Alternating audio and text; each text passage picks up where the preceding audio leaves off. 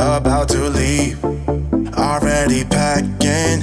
Come with me, I'm not really asking. We'll get away to a place where we don't know. About to see the world in action, what we can be, life with no distractions. We'll get away, this is what we waited for. Take my hand, we'll make it somehow. We can't miss out. I'm done living life with the lights out, died with my own doubts. Be free with me. Let's go, let's be free with me.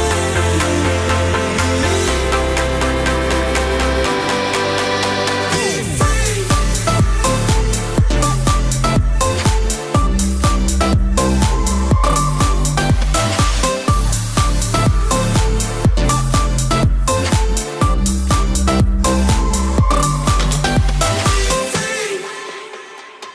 Not looking back, eyes on the freeway, Bonnie and Clyde, a classic cliche. We're on the run, this is what we waited for. Take my hand, we'll make it somehow. We can't miss out. I'm done living life with the lights out, died with my own doubts. Be free.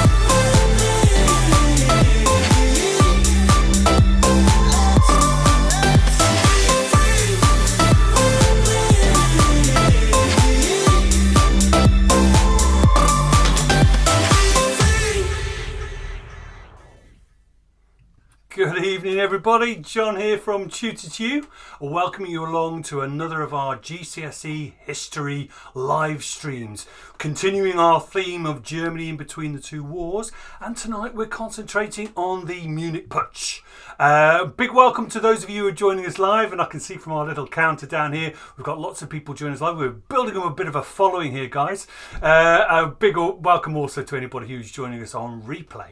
If you are with us live, we would love you to take part in the activities that we've got lined up for you, and so we'll be running those throughout our 30 to 35 minutes or so of discussing the Munich Putsch, and we'll obviously have the YouTube chat window available for anybody who's there to participate in. If you are watching in replay though, of course you can pause the video at any time and have a go at the questions in your own time. I'm joined as usual by Duncan in the middle and Rocky Hello. on the right hand side of the screen. Good evening both. Hi, John. You all right? I'm good, thanks. Good to see you both. I think we may be ready, gents. Shall I hand you over? Yeah, Here absolutely. we go, then. Let's get cracking.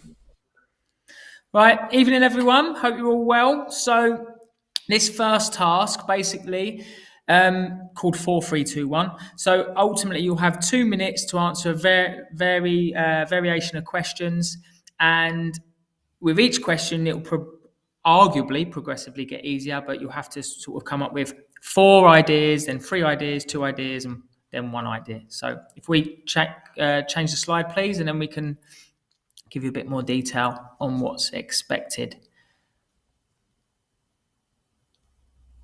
Whoops. There we go. The suspense. I'm sure we'll be there in a second. That's it. What is that question going to be? Oh, there we go. Oh, there we go. Okay, so the time's not started yet, so don't worry. So 4 reasons why Hitler launched the Munich Putsch. 3 Bavarian officials who Hitler held hostage at the Munich beer hall. 2 statistics. So how many SA and how many volunteers joined Hitler in the putsch? The SA obviously were Hitler's, essentially they're almost like stormtroopers or their shock troop that was sometimes known as like his paramilitary wing. And then lastly, the name of the general who accompanied Hitler on the Munich Putsch. And as a little bit of an extra hint, he was involved in the Kapp Putsch also. So you've got 2 minutes to try and work out some of those answers. And if you can think of any, then by all means put them in the chat window. 5, 4, 3, 2, 1.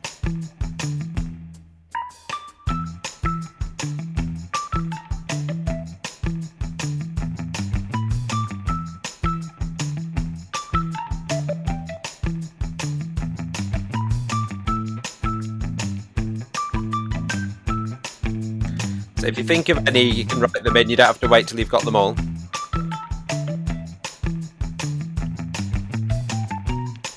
We'll put them in any order also. Absolutely.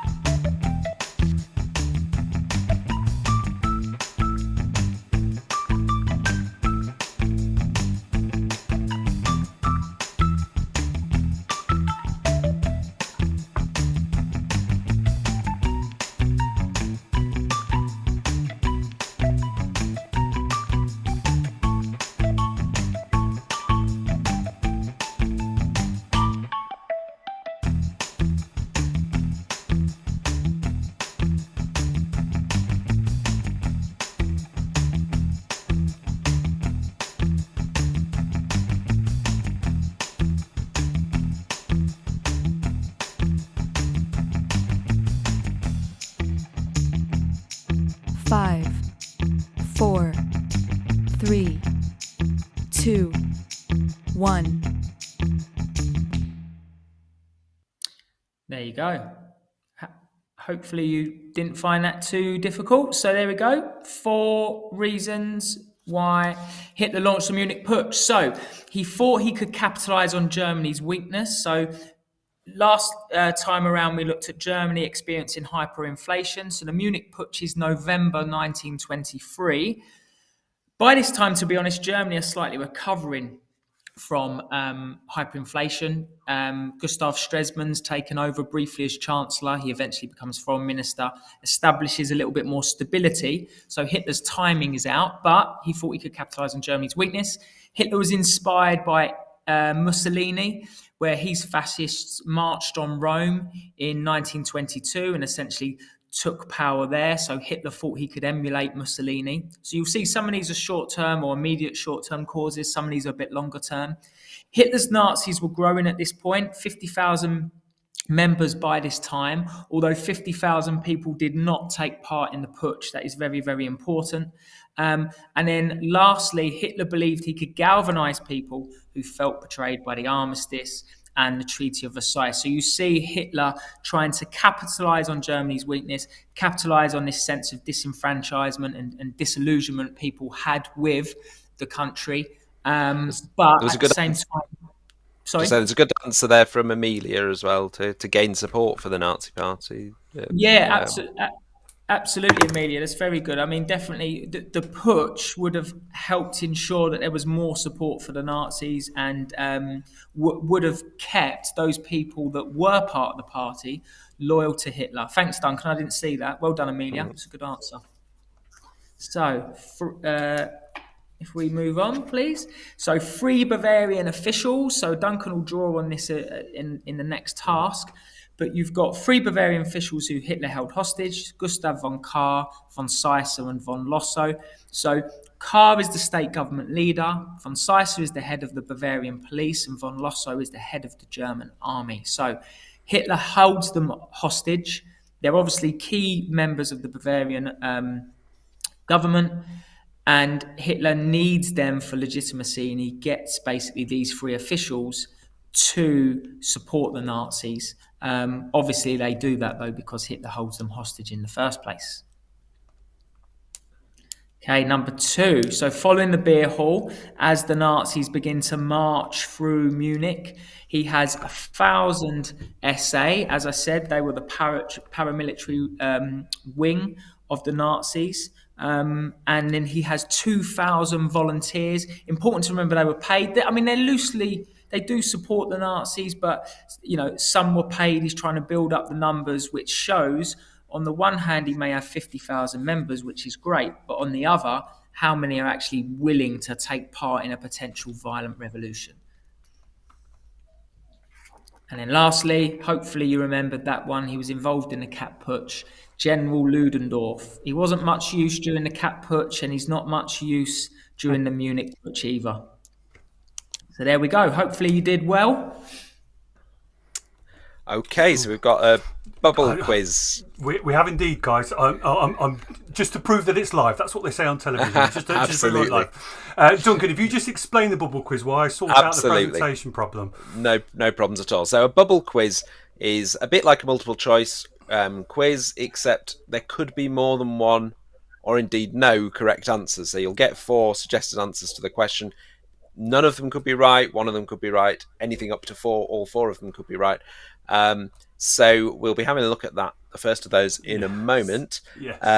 And what all you need to decide is, are any of them right? And if so, which ones? So you might want to say none, you might want to say all, or you might pick out A, B, C, or D, or any combination thereof. Okay, so let's see I'm nearly how there. we Yeah, I'm not sure I'm not sure I've solved the problem for you, gents. But here you go. Let's go back to the bubble quiz. Okay, so we've got question 1 here. So Hitler interrupted a meeting at a beer hall on November the 8th. Which of these statements about this are true? So, in with a revolver and 600 members of the SA, the stormtroopers. Hitler forced Kahr, Seisser and Lossow, or Lossow, I wonder how that's pronounced. Anyway, we're not doing a German lesson, so I won't worry about it too much. At gunpoint to support his putsch. Ludendorff attended the beer hall, but later released Kahr, Seisser and Lossow. And Kahr notified the authorities once released, informing them of Hitler's intentions. So what do we reckon? A, B, C or D? Do we think any of them are right? Do we think all of them are right? Do we think some of them are right? You can type in the chat window the letters of ones that you think are right, or indeed none or all if you think it might be that. If you recognise some of these as definitely being correct from when you've learnt about this at school, type that one in. What do you reckon? Shall we have a look? Yeah, it is all of them. So all of those things happened at the Munich Putsch. Okay, so that gives you a flavour of what was occurring in this important event. Shall we have a look at question 2 now? Had Hitler tried to launch a putsch before? So a few possible answers to this. Hitler launched a putsch in 1921 when he became the leader of the Nazi Party. Or no, but Hitler was part of the Freikorps that put down the Spartacists. C, yes, he was part of the Cat Putsch. Or D, Hitler attempted a putsch soon after the war in 1918 but could not gather support. So what do you reckon? Which, if any of these, are correct? Now, if you've been to some of our live streams before, we have talked about the Spartacist uprising and the Cat Putsch, and I think I'm right in saying that that Hitler has not been mentioned in those sessions, so that might be a clue. Don't know if anyone knows anything about when he became the leader of the Nazi Party. Quite the circumstances around that. What do we reckon? Are any of these true?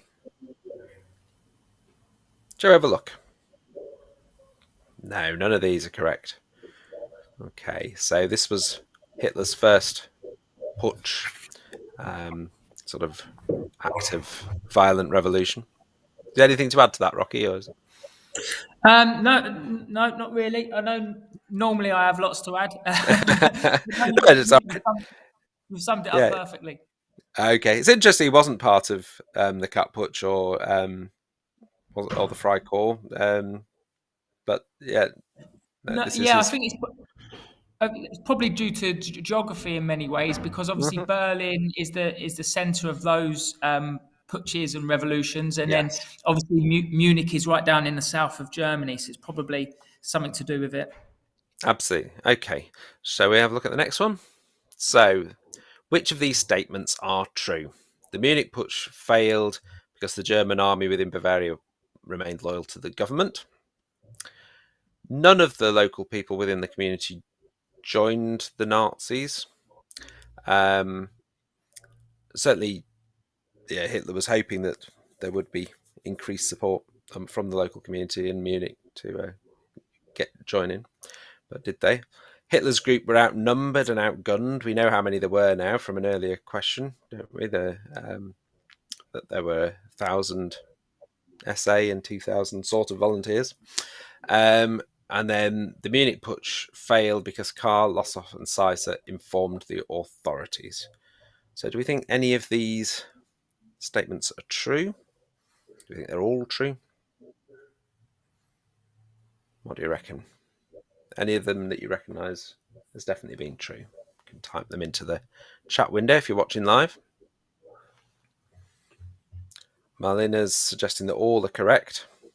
Okay, you could well be right. I'm sure some of them are. Shall we have a look? Yep, well done, Marlena. Absolutely, they are all correct. Yeah, so I guess these are some ways in which this was not a success. These are examples of things that went wrong. From Hitler's perspective, from the organisers' perspective. Shall we have a look at the next question? As the Munich Putsch failed, so this is sort of immediately what happened during the failure of the putsch. Hitler was bundled to the ground as shots were fired and dislocated his arm. Hitler fled the scene but was arrested 2 days later. 16 Nazis were killed in the fracas. Hitler was immediately arrested. So we can immediately see that both B and D can't be correct. So one of those must be wrong, wasn't they? Because he can't have been arrested 2 days later. Well, I suppose theoretically could have been arrested twice, but it's unlikely. So what do we think? Are any of these correct? If they are, which ones?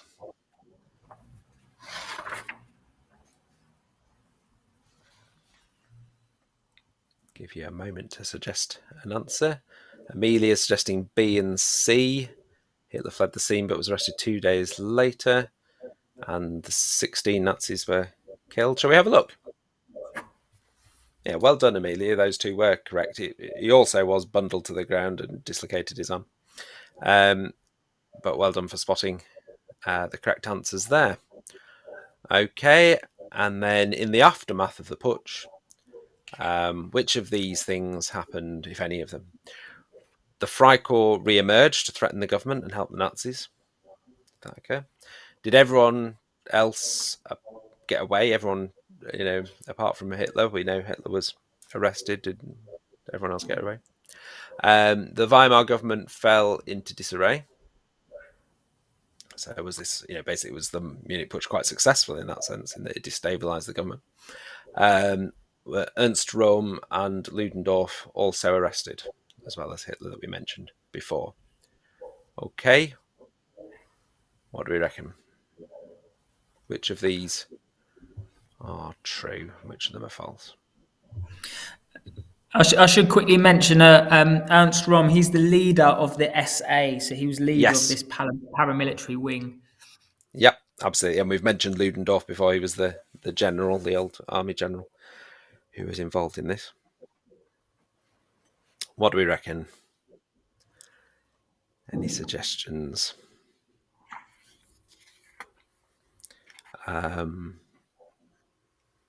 I think from what we've already said, before we look at the answers, I think it's quite a while before the government falls into disarray. I don't think C is going to be right. This is my predict. Obviously, I know what the answers are going to be really because I looked at them earlier. But if I didn't, I'd be predicting that maybe C wouldn't be right.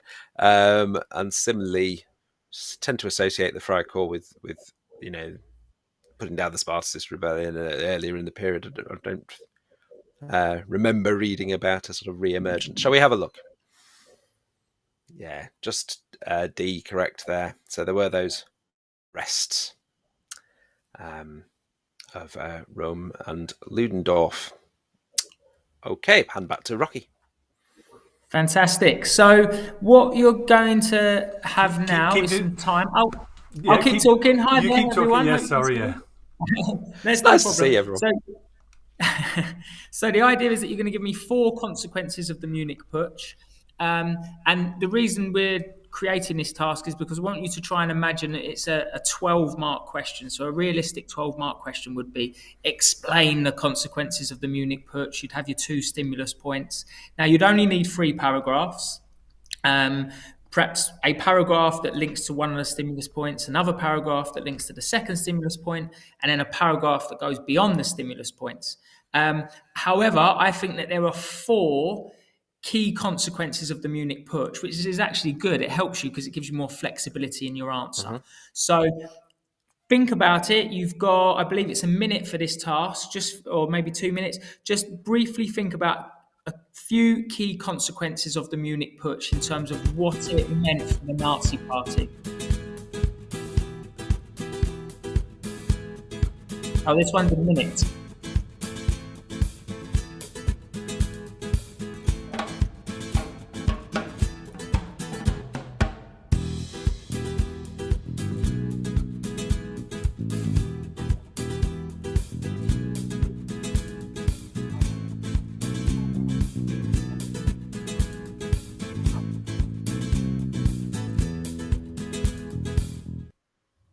Oh, it was 30 seconds.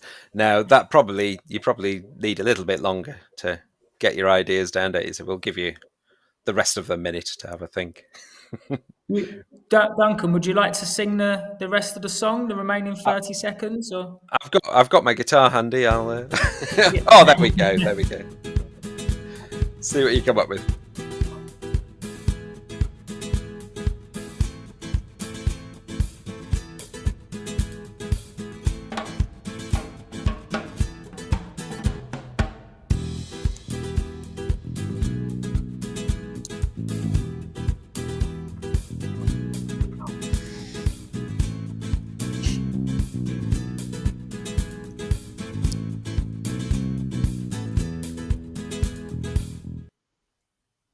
Right. There we go.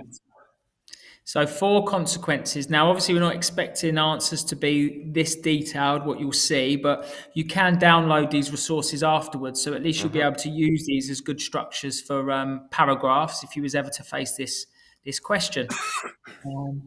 So the answers, please. Brilliant. Okay, so there's the first one. Hitler receives national publicity when his case goes to trial, and this allows him to win over various sort of members of the population. Obviously, we know what the Nazis are about, and we know they're associated with anti-Semitism, but you don't have to be a raving anti-Semite to dislike the Treaty of Versailles. So a lot of what Hitler was saying about German treachery, easy for me to say, and the Dolchstoß, that wins over lots of people. There's a really good film, actually. It's called Rise of Evil, starring Robert Carlyle. He plays Hitler. And there's a great scene. You'll be able to find it on YouTube. Although perhaps I shouldn't endorse that for copyright reasons. But anyway, there's a great moment where Hitler is able to win over members of the public via this trial. Point 2, Hitler's sentenced to 5 years in prison, but only serves around 9 months, and it's in a minimum security prison known, which is called Landsberg. And it's here he writes his book, Mein Kampf, and that basically showcases his ideas. It eventually sells 5 million copies. So it's a great basis upon which Nazi ideas can then spread in the late 20s, and is certainly good for propaganda purposes. Number 3, through the failure of the putsch, Hitler then realizes that the Nazis have to be reinvented. They have to dismantle democracy from within it. So they have to win votes, get voted into the Reichstag, and then dismantle democracy from within, which ultimately is what the Nazis achieved by 1933, 1934. The putsch is a brilliant lesson for Hitler that this is not the way to go. And then the 4th point, which is a really tough one, but I think is quite relevant, the leniency in which Hitler's dealt with in terms of the minimum amount of time he has to spend in jail shows the leniency of the judiciary, and the fact that a lot of the judges at this time and a lot of the law courts and civil service, they're predisposed still to nationalist ideas. They're obviously part of the Kaiser's regime. And when Ebert took over in 1918, we talked about this weeks ago, Ebert has to keep a lot of that civil service and the judiciary in place to keep the country running. But that obviously undermines the country when it comes to dealing with people like Hitler. And obviously this sentence reveals that there is sympathy for him. So a tough question, but again, you can build on your prior learning in order to get to grips with this. Just before we look at this one, I was just thinking about that, because in many ways this was a sort of humiliating defeat, wasn't it? And it's almost like he sort of gets a victory out of the jaws of defeat, really, because he's able to, get this platform and then write the book and things, despite, what might be seen in other respects as being a pretty sort of, laughably, almost comic failure, wasn't it? Everything went wrong with it in many ways. Didn't achieve anything initially, did it? It was so it's quite absolutely.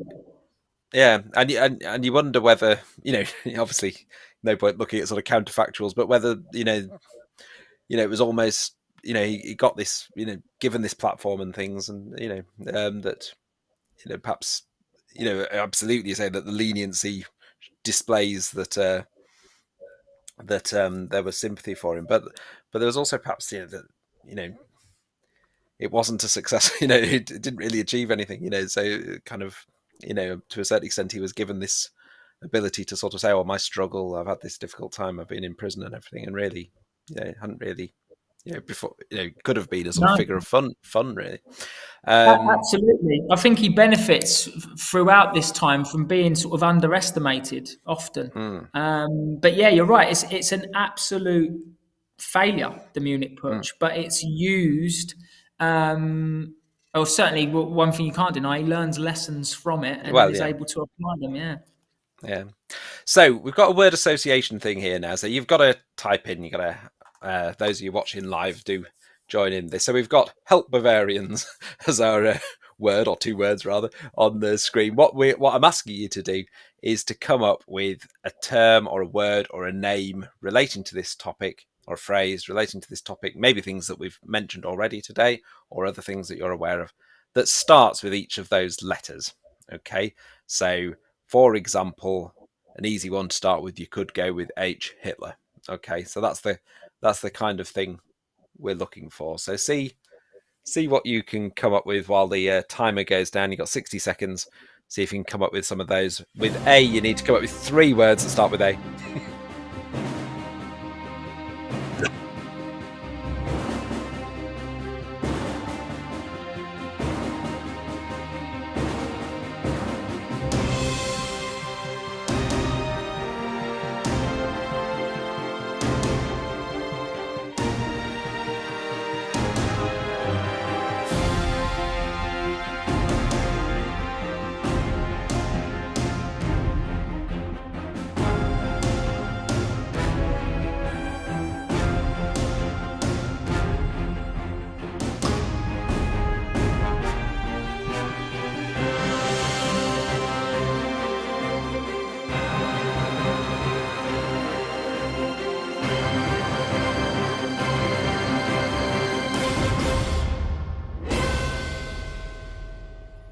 Okay, I'll just let a couple more of these come through, as people might well be typing away. So I've given away Hitler as an H.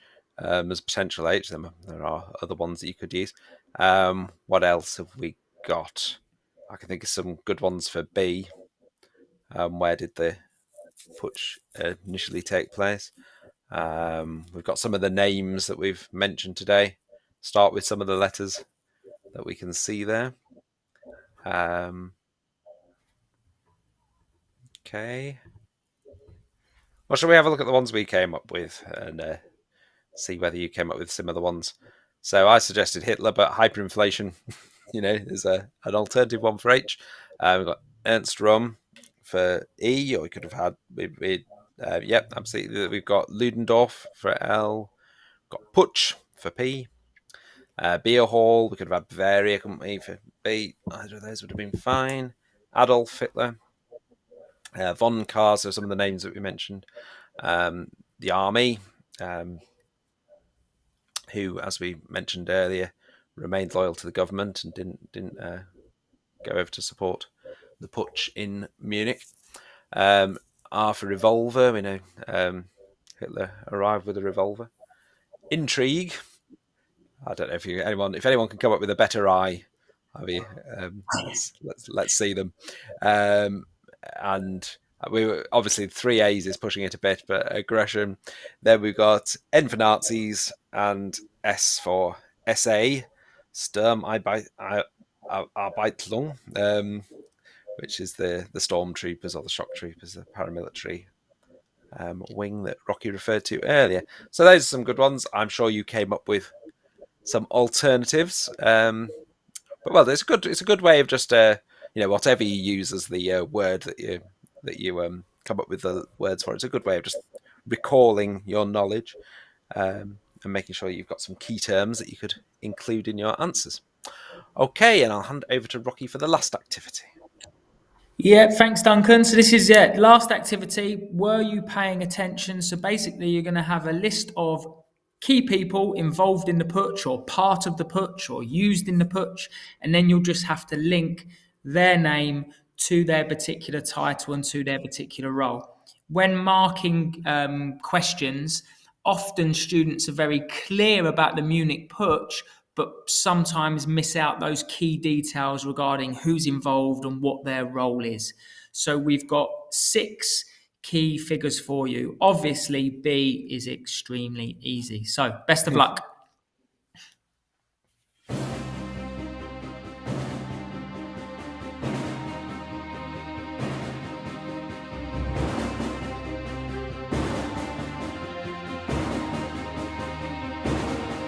So in the chat window, you could just E1, for instance, if that was right. Who knows?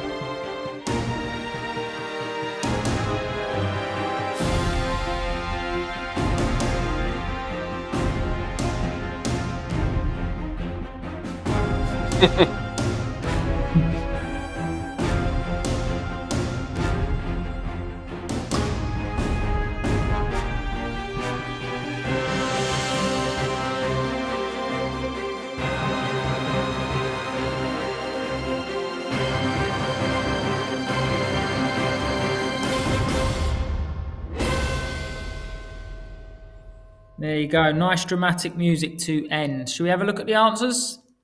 Yeah, see, Amelia came in with A4, which was good. Brilliant. Well done, Amelia. So, Ernst Röhm, leader of the SA, the paramilitary wing, eventually arrested. Obviously, Hitler, leader of the party. And then you don't need to worry so much about the full names, but, the surnames will do. But Kahr is the head of government. Lossow is the head of the German army. And then if I go to F2, Seisser is the head of the Bavarian police. So when Hitler storms the beer hall, holds these 3 men hostage with his revolver. Basically, he needs them as part of the government to legitimize his putsch. And quite rightly, those 3 men pledge to, stay loyal to Hitler because they're being held at gunpoint. They later betray Hitler and then warn the authorities of what's to happen. And then lastly, E6, Ludendorff, the famous war general who's involved in the Kapp Putsch. His presence helped legitimize the Nazis during the Munich Putsch, but he didn't really offer much else, to be honest. And he is arrested as well, alongside Hitler and Röhm. So hopefully you did quite well. Fantastic. Well done. Well, yeah, absolutely brilliant. Really fascinating stuff. Apologies for the few little technical issues at the beginning of that presentation. What was going through my mind? Sorry, two things were going through my mind as I was trying to deal with the technical issues. First of all, thank you to anybody who participated in the activities. Some really good answers, and apologies I haven't written loads of names down as I was doing things. So Amelia, Marlena, Lena, thank you to you. Those are the three names I got down there. But secondly, I was thinking, because we've been doing this series of sessions over the last few weeks before half term and after half term, and we hadn't really talked about Hitler at all, had we? No. And his name is really becoming very important to the story now as we progress through the next few sessions in terms of the change and all of the things that happened to Germany just before the Second World War. So interesting stuff. Thanks to Duncan, thanks to Rocky once again for putting that together and presenting as always, and some and again a big thank you to anybody who participated. The slides from the PowerPoint will be available a little bit later on tonight for anybody who wishes to go through them again, and of course this entire video will be available on the TutorTube website as well, so if you fancy watching it all over again. But other than that, we'll be back next week. I'm right, aren't I, gents? We're back on again next Monday. I think we've got Stresemann and the Golden Years next week. Stresemann and the Golden Years. Right. Okay, brilliant stuff. So we'll see everybody next Monday. Goodbye, everybody.